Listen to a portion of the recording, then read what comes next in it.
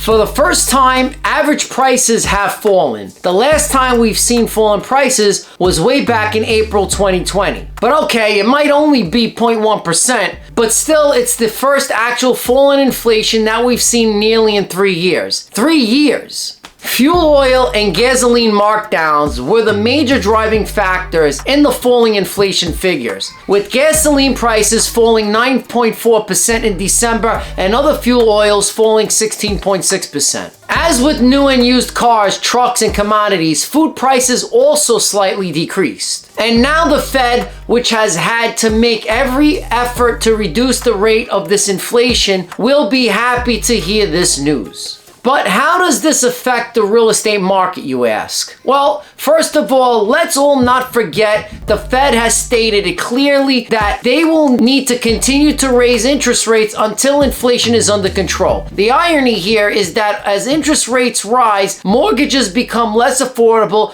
putting more pressure on the rental market. This is one of the most significant contributors to inflation. There is also a chance that if the Fed is successful in eliminating inflation, there will be consequences. A recession is one possible outcome. Sure, interest rates hikes will slow down, but this Fed pivot might lead to the recession we've all been anticipating to happen. And fears of a recession are growing. A recession is defined as a slowdown in economic activity that affects all sectors of the economy and lasts for an extended period of time. It is sometimes preceded by inflation, but not always. Many of us believe a recession will occur in 23, but some, such as Jamie Dimon, CEO of Morgan Stanley, believe they may have overestimated the severity of a potential for an economic shutdown. Other economists, however, predict a 1960s-style recession in the near future. And how long will this recession last? That's the big question. I know it's difficult to predict the length of a recession, but the National Bureau of Economic Research is charged with officially declaring a recession. But even the NBER cannot predict how long it'll last. Usually, negative GDP growth is a general indicator of a recession, but that is only one indicator. In 2022, these were 2 quarters of declining real GDP, but other economic indicators stated that the economy was not in a recession.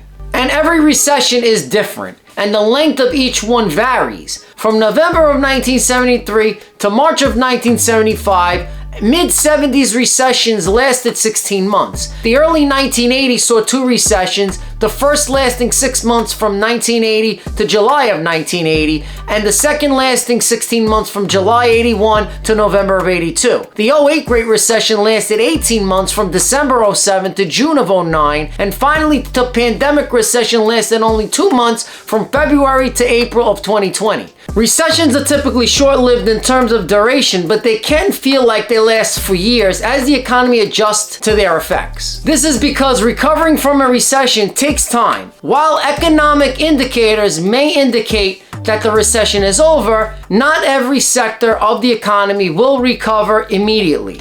For example, while the Great Recession of 08 lasted only 18 months, the unemployment rate did not return to pre-recession levels until 2015. So that's quite some time for recovery. Important economic indicators to keep an eye on. As I previously said, there are numerous economic indicators to monitor to determine whether we are in a recession. While they are usually reliable indicators that can show slowdowns in all sectors of the economy, they are not always conclusive. Before declaring a recession, the NBER considers a number of factors. The following economic indicators help lay people predict the near future of certain industries and represent changes of various areas of the economy. Among the indicators are GDP, which is gross domestic product, GDP consumer price index CPI, PPI, which is producer price index, and payrolls from non-farm sources, the rate of unemployment,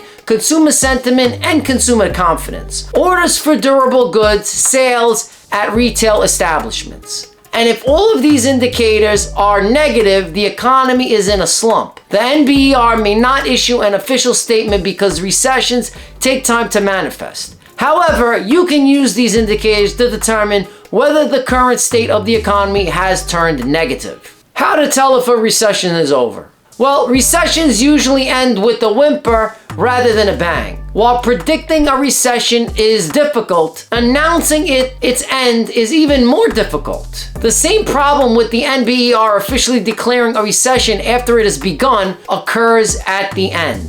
The recession may be over, but it may not be officially declared for a few months, when economic activity returns to an upward trend and stabilizes. It is the best indicator that a recessionary period has ended. And the following are some of the most important indicators that a recession has ended. Consumer Price Index, which is CPI, GDP, the gross domestic product, and the rate of unemployment. When these and other economic indicators are reasonably constant and showing nominal gains, such as the annual rate of inflation reaching 1% over time, the recession can be considered over. It's worth noting that none of these indicators move in lockstep, but if they all turn positive within months of each other, it indicates that the economy is recovering.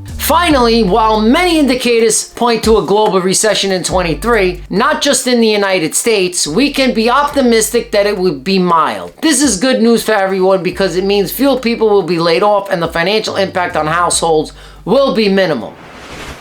And if you like this video, give me a thumbs up, comment down below, and subscribe if you can. And you know, I'm always working really hard to bring you the best videos and the best content, so I'll see you in the next video.